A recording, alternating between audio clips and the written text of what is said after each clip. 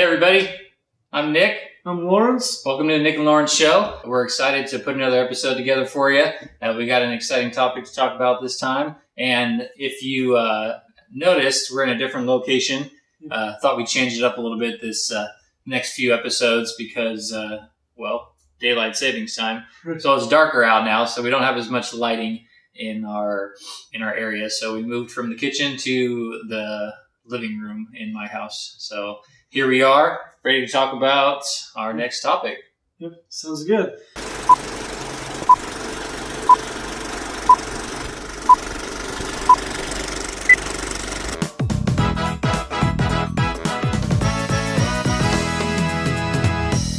So what are we talking about this time?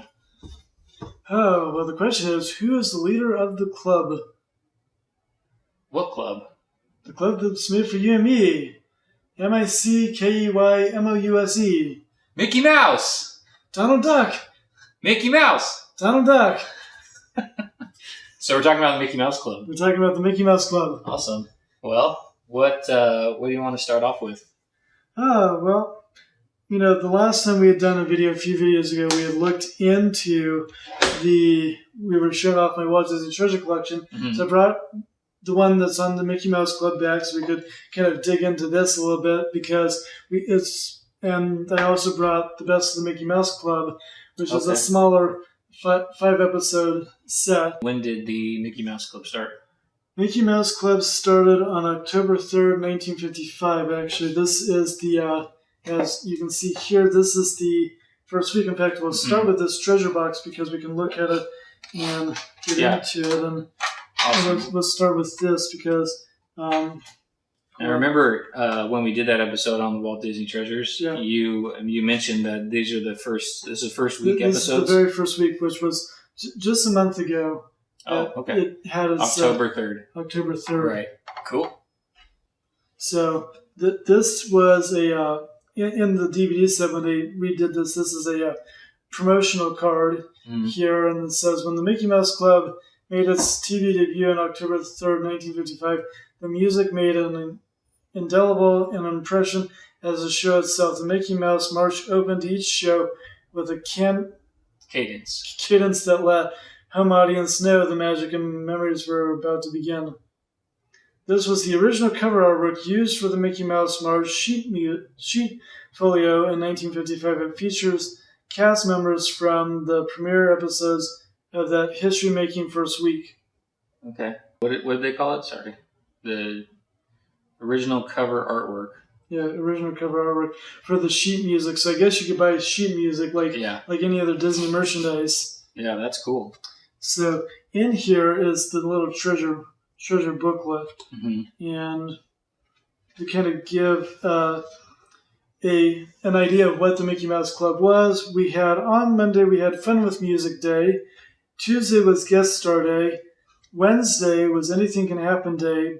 And then, of course, the bonus material they had on the discs were the leader of the club, galleries, inside the clubhouse, spreading the word, promotion, sketches, the ideas, Musketeer, roll call. Disc 2 is really fun because and then we pick up on the Thursday through Friday episodes. On Thursday was Circus Day. Oh, fun. And Friday was Talent Roundup Day. And the bonus materials are memories and a clip from the debut at Disneyland and opening sequence in color and then still frame galleries. Wow. Now, they also made a soundtrack that you can actually purchase on Amazon as an MP3 today, but it would have been on a record. And Nick and I were talking about doing records sometime in the near future, but this picture here is a picture of the list of songs and stuff from that record that the kids could listen to. So 26 exciting songs by the actual cast, including the Mickey Mouse theme and closing theme and the march that's at the beginning. So that's a lot of it. But yes, Circus Day was a fixture for about a year at Disneyland from the Mickey Mouse Club. Okay. And unfortunately, Walt looked at it as a double fantasy in this park. Oh. So he decided to, after a year, take that theme, that particular themed thing at his park and take it out and just leave it as part of the Mickey Mouse Club on a regular basis for the show. But the show went, so the original series that we've seen went until 1959. I'm not sure on the date, but I do know 1959 was the end of that run. But then, of course, as the years went on, up until about 1996, it went on. But now we've got a new one that's actually out there called MMC, which is the latest version of the Mickey Mouse Club. Oh, that's cool. So obviously the cast got to a certain age and then they replaced them. Is that what happened? I think, well, number one, they got canceled. Oh, but they came back. Well, here's the thing. So they were on ABC, which was the network that they were on for the 4 years. So they were on, and they got canceled by ABC, and the other networks would not allow, because they were such a success for 4 years with Walt. ABC said you can't do it. Now, of course, they didn't come back until the 70s and went into syndication rerun with their 4-year run until the 70s. Then the 70s and the 80s, they did a couple of runs, and then by the time the Disney Channel got started in the 80s, they were picking up the Mickey Mouse Club again with certain people. Yeah, that's where I watched it. I think my mom and dad, I remember them talking about watching it, probably in reruns, obviously, when they were younger with Annette. Annette Funicello was the one that became... She was the star. She was kind of the star. She was the one that everybody, as the years went on, figured out who she was. Yeah. Well, and she was in movies after that, right? Right. She was in movies after that. And like dancing and singing. Well, she was definitely in a lot of Disney productions and was under the contract probably up until her mid-20s or so. And I think that when Walt had passed away in 66, that was when her contract with Disney expired. And, it was... And then she could go on to beach party stuff. But I found out a fun fact about Annette Funicello because of the Mouseketeer. Once she got into her adulthood, she was told that she couldn't, when she did the beach stuff, she had to be decent for her viewers because she was still known as Annette Funicello. Right. So she was told that she had to wear a one-piece bathing suit. And she kept her deal with Walt Disney. She was honest with them and didn't go and just break the contract. So that was something about it. Okay. So this Best of Mickey Mouse Club is pretty much 5 different episodes. Unfortunately, there's not a booklet in here, but what they did was they took, there was other things. Actually, there's a picture in here of the Mickey Mouse Club, the best of, on this little, here's things to come. And there's a little preview thing for Brittany Justin. DVDs. Oh, yeah. And so... Wait, so this is the best of the original Mickey Mouse Club. Right, and then there's one, the best of Brittany, Justin, and Christina. Yeah. And you can see that, zoom in, but... Yeah, so on the back, I should have looked at the back, but there wasn't really anything except for the disc, but on the back, and these were all syndicated episodes that went on, because you'll see a couple of them that are actually, like you have Fun with Music Day from 57, Talent Roundup Day from 57, and so there's 2 episodes from the original, and they got cut into... So on the Treasure Box, we actually had hour-long episodes up until about 57 or 59, and then they were cut down to a half hour. So 2 of them are there on this set, but then the 3 others from 62, 2 from 62 and 1 from 64, you can tell are the syndicated half hour from the original 4-season series. So you can tell that they ran as the years went on and went syndicated, so you could see black and white episodes clear into the 70s and 80s and 90s, and they stayed on the Disney Channel until about 2001. Oh, okay. So about 18 years ago, they were on there up until 18 years ago. So, but so that's pretty much, kind of a gist of the history of the beginning up until the 90s. And like I said, there's a new... I think they do like on YouTube, like what we do, and they do shorter clips of Mickey Mouse Club, but they call it MMC. That just shows how impactful I think it was. Yeah. Since it came out, it's lasted, and they've created new editions of it, and they've had new casts over the years, and they're still doing it. So I'm assuming the kids are probably around the same age now on the show. Right. Actually, I think they're more. I think they're more like they were when the Mickey Mouse Club in the 80s and 90s about teenagers.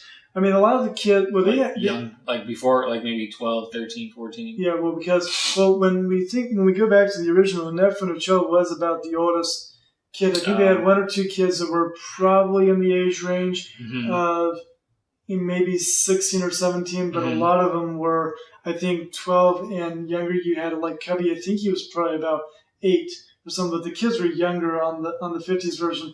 I heard from the guy when I was watching the Treasure Box, the guy Leonard Martin, who is like what do you call him? Kind of like a historian on the stuff, talked about stuff, and and this is how we get into our nostalgic is that the people who created Barney the Dinosaur in the 90s actually got their ideas for that show from the original 1950s Mickey Mouse Club.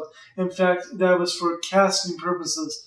So they took all the stuff that watered down years later. PBS takes something from Disney and models that. Yeah. So if why not? So if you're, talking nostalgic, talking Barney the Dinosaur, and and I was like, wow, half a century later, close to it, or 30 plus years, you're. Yeah, I both of us were probably a little too old for Barney. Yeah. Like for that age range, but my sister watched it, so it was always on in the house. Actually, we might have been the age if our parents were picked, because we talked about videotapes and stuff, and it actually came on video before it came as a household show. Oh, really? It was actually on in the late 80s by the time either one of us were 4 or 5. I just never. Interesting. I didn't know that. I didn't pick up on it until my youngest brother was the age for that show. Yeah. It came on PBS in the early 90s. By the time I was 8, I found out about it. Well, it makes sense that they why they were successful. I mean, they followed a good model. Yeah. So I remember watching the show when I was around that age, 10, 11, 12, the show, the Mickey Mouse Club, when it came out for that generation. And that was the one that introduced and kind of created the careers of Justin Timberlake, Britney Spears, Christina Aguilera, and I think a few others. Few others, but Ryan Gosling was on that show. Yeah, that's right. And there's a couple others from that cast that went on to do movies and stuff, but Justin, Christina, and Britney were the main I guess musicians. Musketeers who became musicians. They got their ears and went on to be musicians. They went from Musketeers to musicians. Yeah. Yeah, I have vague memories of watching it in the morning or... morning or afternoon, probably try to get it in before school. So. Yeah. Yeah, I remember the old Disney Channel. My sister would watch Winnie the Pooh, the live action one. Where they dressed up. Pooh Corner, and you had Dumbo's Circus. And yeah.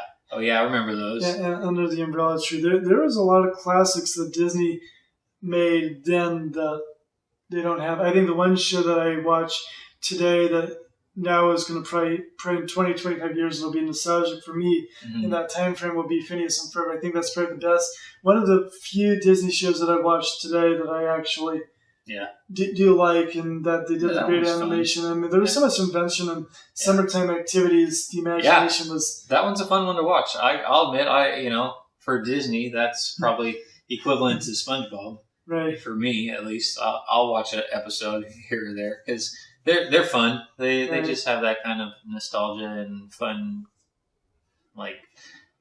excitement that I think works for all ages. But we'll talk about that in another episode. Yeah, we've definitely been talking about Disney versus Nickelodeon and our Disney and Nickelodeon political debates and stuff at some point. Yes, we will. We'll have that debate. We'll get into Nickelodeon versus Disney, but for now, we're talking about Mickey Mouse Club. Mouse Club, and I think our next video we definitely are planning to follow up on this one. We're going to do a 90th anniversary special for our beloved Mickey Mouse because he's just celebrating a birthday this month. A birthday, anniversary, however you want to talk about it, or however you want to, distinguish it. But we'll cover that in the next episode. Yep. So I think it's time to say goodbye, and I think we should sing the Mickey Mouse alma mater to wrap up. Okay. Okay. Do it. Okay. You have to refresh my memory. And now it's time to say goodbye to all our company. MIC, see you real soon. KEY. Why? Because we like you. MOUSC. See you real soon.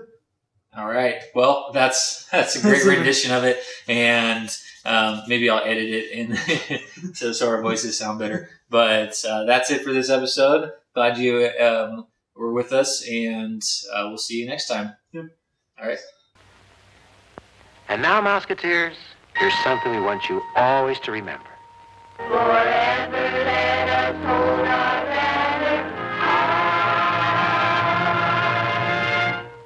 Now it's time to say goodbye to all our company. MIC. See you real soon.